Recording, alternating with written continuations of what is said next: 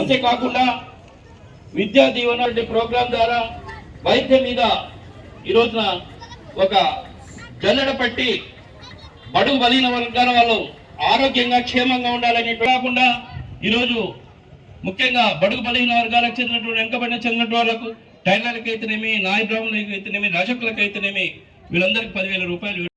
ఈ పథకాలు మనకు ప్రజలకు విస్తృతంగా తీసుకుని వెళ్ళి మళ్ళీ మన జగనే సీఎం కావాలనే ఉద్దేశంతో ఈరోజు ఈ జెండా ఆవిష్కరణ చేస్తూ ఈ రోజున ఈ వార్డుకు అంటే 32వ వార్డుకు కీర్తన కౌన్సిల్కి అంటే ఒక 32వ వార్డుకు మాత్రమే 19 కోట్లు ఇవ్వటం అంటే సామాన్యమైనది కాదు.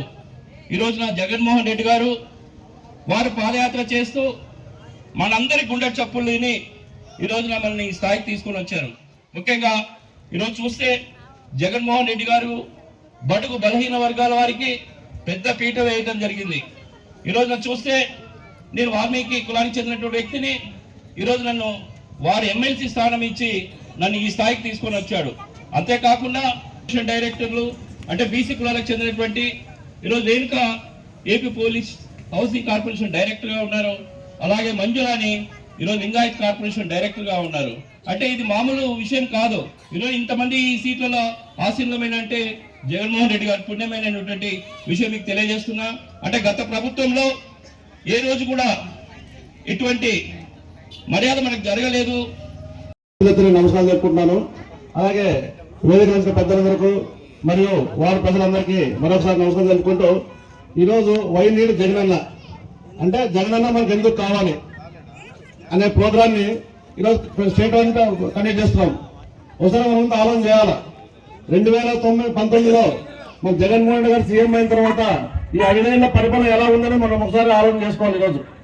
ఈరోజు 2019 నుండి మనకి ఏ స్కీమ్లు వచ్చినాయి, ఏదైతే అక్కడ ఉన్న ప్రజల్ని ఆర్థికంగా ముందుకు తేవాలని చెప్పి ఒక సంకల్పంతో దృష్టిలో పెట్టుకొని ప్రజలు బాగుంటే ప్రభుత్వాలు బాగుంటాయి, ప్రభుత్వం బాగుంటే ప్రజలు బాగుంటారు అని చెప్పి ఒక నినాదంతో ఒక నవరత్నాల కార్యక్రమం తీసుకొచ్చి ప్రజలందరికీ చేరేటట్లు చేసిన ఘనత మన జగన్మోహన్ రెడ్డి గారు చెందుతుందని చెప్పి చెప్తాను.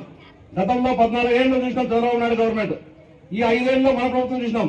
ఒకసారి మీరు కూడా వ్యత్యాసం చూడాలి ఈరోజు. ఎందుకంటే ప్రతిసారి ఎలక్షన్ మీరు వేస్తుంటారు. దాదాపు 5 ఎలక్షన్లు చేసినాం, చంద్రబాబు నాయుడుకి వేసినాం, జగన్మోహన్ రెడ్డికి వేసినాం. మన ఆ ప్రభుత్వం ఎలా ఉంది, ఈ ప్రభుత్వం ఎలా ఉన్నది ఒకసారి ఆలోచన చేసుకోవాలి ఈరోజు. ఎందుకంటే మళ్ళీ ఎలక్షన్ వస్తున్నాయి, మళ్ళీ మీ దగ్గరకు వస్తారు, ఏదో కలిపులు మాట చెప్తారు, మేము అది చేస్తాం ఇది చేస్తాం, ఏది చేయరు వాళ్ళు. ఎందుకంటే 14 ఏళ్ళు చూసినాం మనం. కానీ 5 ఏళ్ళ ప్రభుత్వం ఎలా ఉంది మనం ఒకసారి ఆలోచన చేయాలి. కాబట్టి దాన్ని దృష్టిలో పెట్టుకుని రాబోయే ఎలక్షన్ మనం 3 నెలల ఎలక్షన్ ఉంది, మనకు ఏ పథకాలు అందినాయి, ఎలా అయితే మన జగన్మోహన్ గారు మనందరినీ ముందుకు తీసుకొస్తున్నాడు ఒక ఆలోచన చేయండి. ప్రజలు కూడా ఆలోచన చేస్తే మనం బాగుంటాం, ప్రభుత్వం బాగుంటుంది, జగన్మోహన్ బాగుంటాడు. అలాగే మన లోకల్ ఎమ్మెల్యే సాయినాయుడు కూడా మీ యొక్క సహకారంతో దాదాపుగా 3 సార్లు గెలిపించారు.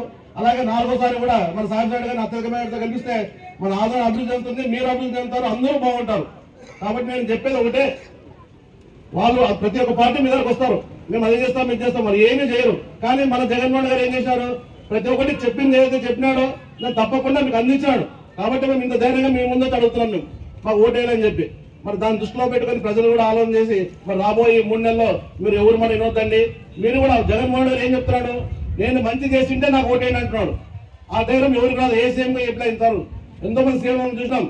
కానీ ఒక పబ్లిక్ లో వచ్చి పబ్లిక్ మీటింగ్ లో ఒక నినాదం చేస్తున్నారంటే ఒకసారి మనం అంతా ఆలోచన చేయాలి. కాబట్టి దాన్ని దృష్టిలో పెట్టుకుని ప్రజలు కూడా మేము ఎక్కువ మాట్లాడము. ఎందుకంటే మనంతా మాట్లాడే ప్రభుత్వం కాదు మాది, చేతులతో చేసే ప్రభుత్వం మాది. జగన్మోహన్ గారు ఏం చెప్తున్నాడు, నేను చేస్తేనే మీ ముందుకు వస్తా అంటున్నాడు. కాబట్టి 4.5 ఏళ్ళలో చేశాడు కాబట్టి మీ ముందుకు మేము వస్తున్నాం. ఎందుకంటే ఈరోజు తలెత్తుకొని గర్వంగా మీ ముందుకు వస్తున్నామంటే జగన్మోహన్ గారి యొక్క సంక్షేమ పథకాలు, అలాగే లోకల్ ఎమ్మెల్యే సాయినాయుడు గారు చేసిన సహకారము అందరికి ఉంది. కాబట్టి ప్రతి ఒక్కరూ ఈ నినాదంతో ముందుకు పోవాలని చెప్పి కోరుకుంటూ మరి రాబోయే ఎలక్షన్ లో కూడా అక్కడ సీఎం గారు జగన్మోహన్ గారు అయితేనేమి ఇక్కడ లోకల్ ఎమ్మెల్యే సాయినాయుడు గారిని అత్యధికమైనతో గెలిపించుకుంటూ మీ యొక్క ఆశీర్వాదం కావాలని చెప్పి కోరుకుంటున్నాను. వార్డు కౌన్సిలర్ కీర్తన గారికి, ఇంకా మున్సిపల్ చైర్మన్ కృష్ణ గారికి, ముఖ్యంగా మీరమ్మ ఇంపార్టెంట్ అంతా మీరే. మీ అందరికి నమస్కారాలు. ఎందుకంటే మీరు లేనిదే మేము లేం, మీరు లేనిదే మేము లేం. ఏదున్నా మీ అందరి సహసాగం తోడుంది. కాబట్టి ఈసారి మీ ముందు 3వసారి నిలబడి ఈరోజు జగన్మోహన్ రెడ్డి ప్రభుత్వంలో ఏదైతే సంక్షేమ పథకాలు ఇవ్వగలుగుతా ఉన్నామో అవన్నీ మీకు ఇస్తా ఉన్నాం అనేది సంతోషం మాకు. గతంలో ఏ ముఖ్యమంత్రి కూడా ఈ విధంగా సంక్షేమ కార్యక్రమాలు పెట్టిన పరిస్థితి ఉన్నా అది రాజశేఖర రెడ్డి గారు అని చెప్పేసి కూడా మనకు తెలుసు. 14 అంతకుముందు రామారావు చెప్పుకోనేకి రామారావు ముఖ్యమంత్రిగా ఉన్నప్పుడు చెప్పుకోవడానికి కొన్ని పథకాలు ఉన్నాయి. ఎందుకంటే ఆ రోజుల్లోన ₹2 కిలో బియ్యం ఇచ్చానని చెప్పేసి చెప్పుకోవడానికి ఒక అవకాశం ఉంది. రైతులకి ₹50కే కరెంట్ ఇచ్చానని చెప్పేసి ఉదయానికి ఒక అవకాశం ఉంది. మళ్ళీ చంద్రబాబు నాయుడు ఏమి ఇచ్చాడో ఒకటి చెప్పండి, ఓటన్నా గుర్తుంది అనేది కూడా గుర్తుపెట్టుకోండి మీరంతా కూడా. చంద్రబాబు నాయుడు పరిపాలనలో ఏ ఒక్కటి కూడా ఇచ్చినట్లు గుర్తుగా లేదు.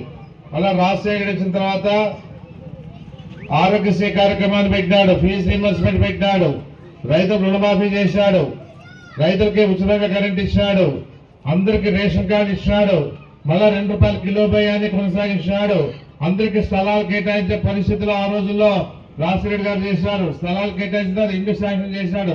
ఇన్ని రకాలుగా రాజశేఖర్ గురించి చెప్పుకోవచ్చు. మరి ఈరోజు జగన్ గురించి చెప్పచ్చు. అమ్మఒడి కార్యక్రమాన్ని పెట్టాడు, చేయూత కార్యక్రమాన్ని ఇస్తా ఉన్నాడు, అన్ని రకాలుగా ఆటో వాళ్ళకి, రజకులకి, నాయ బ్రాహ్మణులకి, ఆ తర్వాత టైలర్లకి, వీళ్ళందరికీ డబ్బులు ఇస్తా ఉన్నాడు. ఏదున్నా ఈరోజు ఇన్ని రకాలుగా ఈరోజు స్థలాలు కేటాయించి దాదాపుగా 10,000 మందికి స్థలాలు కేటాయించి ఇల్లు కట్టిస్తా ఉన్నాడు. ఏదున్నా కూడా ఆయన కూడా అన్ని రకాలుగా రాజశేఖర రెడ్డి గారికి ఇంటే ఒక అడుగు ముందుకేసి మీ అందరు కూడా పెన్షన్